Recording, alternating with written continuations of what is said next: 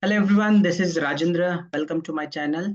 So today we are going to talk about one important feature that is released in the Docker desktop version 24.8 and onwards.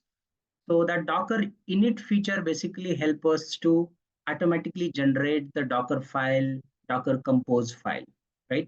Because a lot of people have asked me this question about writing a Docker file and writing a Docker compose is little complex because we need to know a lot of instruction, a lot of attributes. We need to remember when to use what attribute, how to use it, right? So it's a little complex process to do it, right? So that's where this Docker init feature, which is only available in the Docker desktop version 24.8 and onwards. So basically this feature will help us to automatically generate. Okay, so it will ask some set of question for us, and then accordingly, it will generate the Docker file and Docker compose file for us. And even it will also generate a dockerignore file as well, which is basically used to ignore some files while copying your project content into the image, okay, just to reduce the size of your image, right? So without any wasting time, let's get started and I'll show you this practically. It's a very simple feature. So this is my Docker desktop local terminal, and I have a very simple Python project which is available on my Git repo. In this project, basically, I have a app.py and a requirement.txt. Okay, so app.py is a simple Python application which runs on port 8080. And if you try to access it, it will basically respond as a hello from container world kind of a message. Okay, and this application is a Python Flask application. So that Flask application dependency we have here. Okay, maybe I can show you here as well. So this is simple Python app. And if I open app.py, let me just open this. So here you can see this is how simple application it looks like. Okay, it uses a Python Flask module and it runs on port 8080.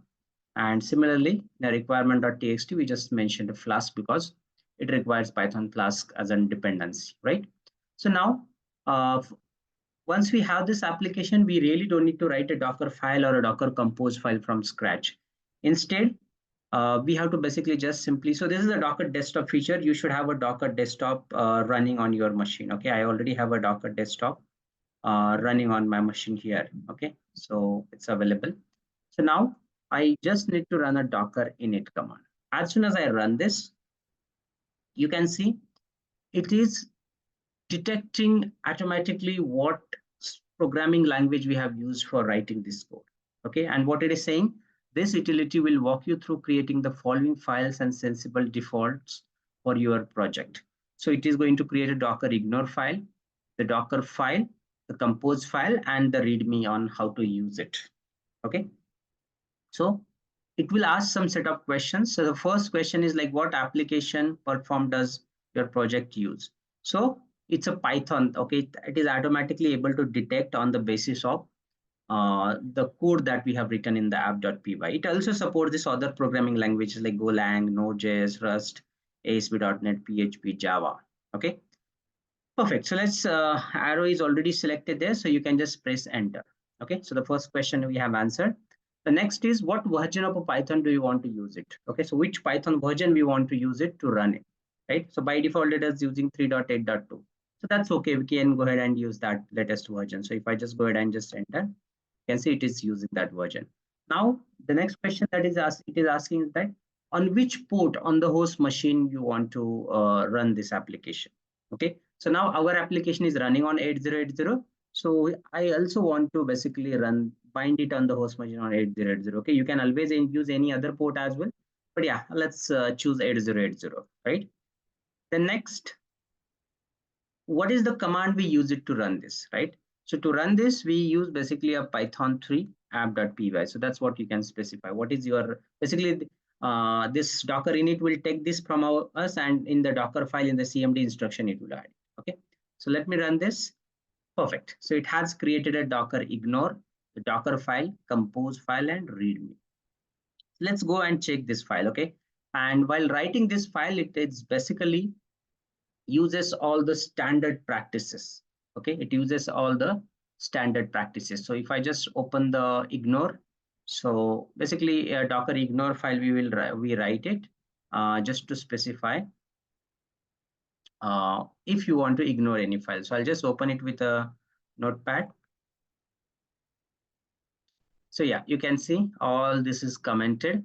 But if there is any file which is starting with .pypsyche, .env, .classpath, okay, all these files will be ignored or that won't be copied, like license file, readme. We really don't need to copy that into the image. So that's what it is specifying. Similarly, if I go back and I'll just first show you the Docker file, and let me open it with Notepad maybe.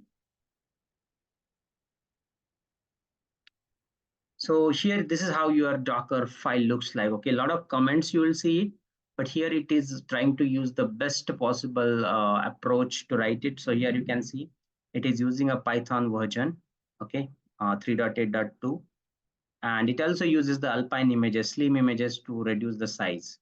Then it is using this Python write bytecode as a one feature that's basically specific to Python. Then it also creates one user for us and run that application with that user. Okay, because usually we use the root user, but it's not advisable to use a root user.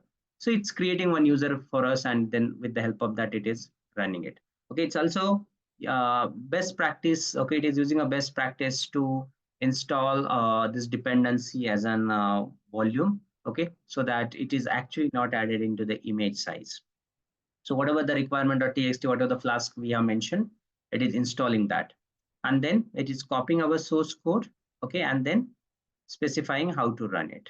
Okay, so that's how simply it is making our Docker file easy. We really don't need to write, okay, with the all help messages or comments it is writing. So it is very easy to understand. Okay, we have not done anything, okay. But yeah, if there is a very complex application, we have to do a lot of stuff and all. So in that case, definitely we may need to do some modification in the Docker file. But most of the cases, we can just go ahead and use as is Docker file that is generated by the Docker init. Okay, perfect. So let me go back and show you the compose file as well. Let's open it.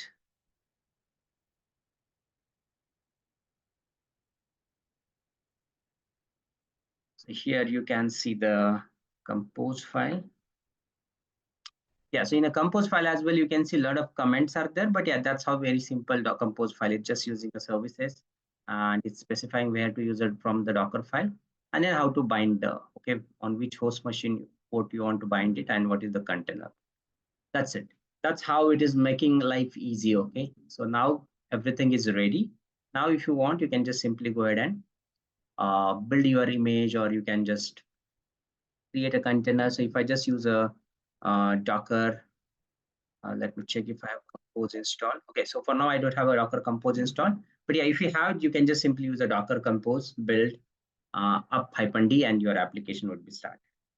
Okay, so that's how simply by using a Docker init, we can have a Docker file and Compose file automatically ready. We don't need to even write anything there. Okay, we'll just ask, set up a question, answer it, and we're done. Okay. So yeah, that's it for this video. That's how Docker Init is making our life easy. So if you have any question, just write it in a comment. Okay. So that's it for this video. Thanks everyone.